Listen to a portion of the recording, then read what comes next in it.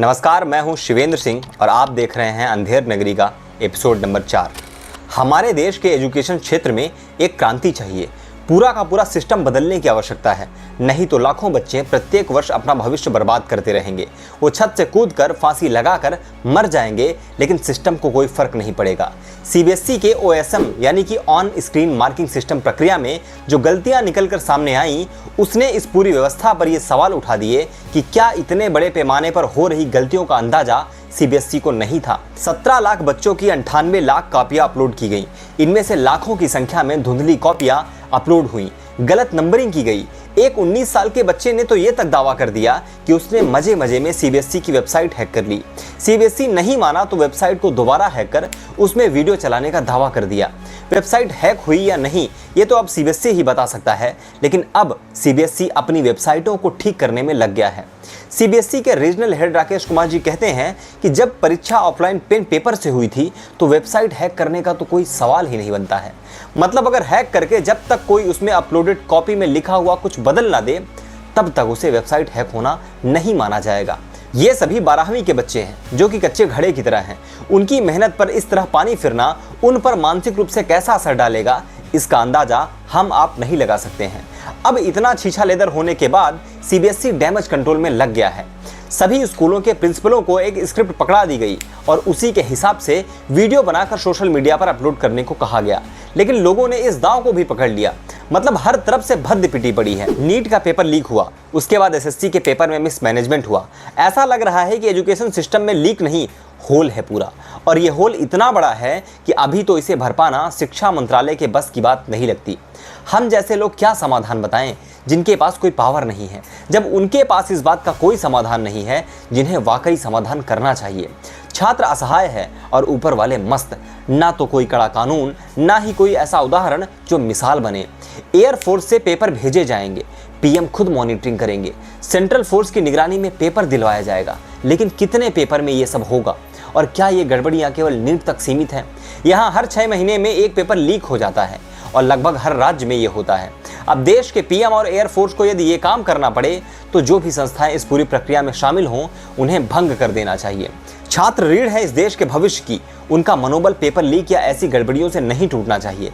लेकिन दुख इस बात का है कि ये अनियमितताएं इतनी अंदर तक घुस चुकी हैं कि ये एक आम बात की तरह लगने लगी हैं, जैसे ये तो होता ही रहता है और सरकारें हमेशा डिनायल मोड में रहती हैं। मद्रास हाईकोर्ट ने ये क्या कह दिया कि जज कल भी भ्रष्ट थे और जज आज भी भ्रष्ट हैं? आइए इसके पीछे की पूरी कहानी मैं आपको बताता हूँ। दरअसल करप्पू नाम की एक तमिल फिल्म है जिसमें न्यायालय के इर्द गिर्द के भ्रष्टाचार की बातों को दिखाया गया है।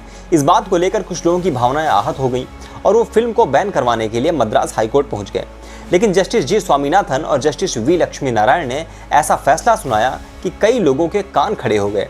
बेंच ने कहा कि जज कोई पवित्र गाय नहीं है, न्यायपालिका में भी भ्रष्टाचार है, वहां पर भी कई ब्लैक शिप घुसे हुए हैं। ब्लैक शिप का मतलब आप ये समझिए कि न्याय की पूर्ति रहे, जजों के बीच कोई भ्रष्टाचारी घुस गया हो। आम जनता के लिए तो ये बड़े सौभाग्य की बात है कि कम से कम किसी ने माना तो कि न्यायालयों के अंदर भी भ्रष्टाचार है, वरना किसी की मजाल है कि कोई न्यायपालिका के साथ भ्रष्टाचार जैसे शब्द जोड़ दे।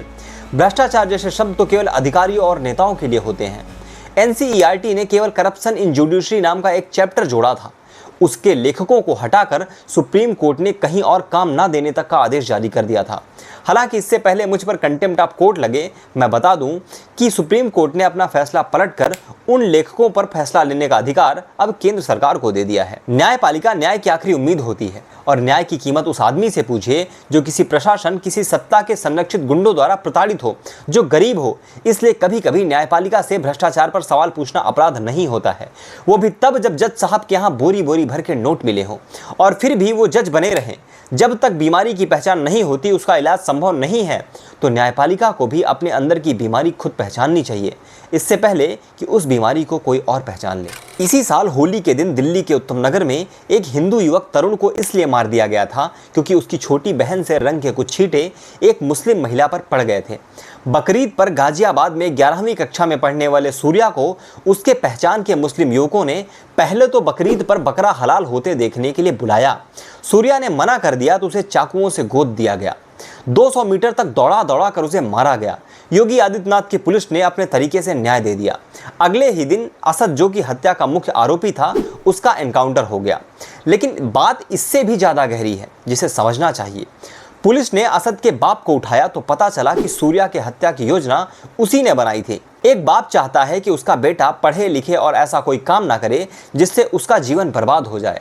यहाँ तो काफिरों को मारना सबाब का काम होता है, वरना कोई बाप अपने बेटे को किसी की हत्या करने के लिए चाकू कैसे दे सकता है।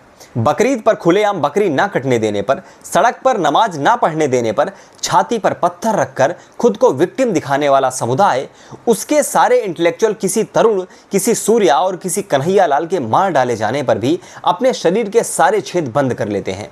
इतना ही नहीं, कोशिश की जाती है कि किस तरह से ऐसे हत्यारों का बचाव करके खुद को विक्टिम की तरह दिखाया जा सके। हिंदुओं की सोसाइटी में इन्हें बकरे काटने की आज़ादी चाहिए, लेकिन कोई सुअर लेकर आ जाए तो बवाल मच जाता है।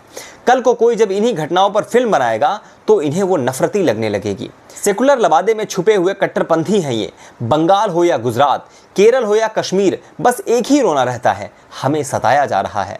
असद के एनकाउंटर के बाद भी यही होगा। कुछ लोग आएंगे, वही पुरानी लाइन दोहराएंगे, हर साल रामनवमी और दुर्गा पूजा पर पत्थर फेंकेंगे और फिर कहेंगे हम तो भाईचारा चाहते हैं। तो अंधेर नगरी का ये एपिसोड आपको कैसा लगा, हमें कमेंट बॉक्स में ज़रूर बताएं। मिलते हैं अंधेर नगरी के अगले एपिसोड में, तब तक के लिए नमस्कार, जय हिंद, वंदे मातरम।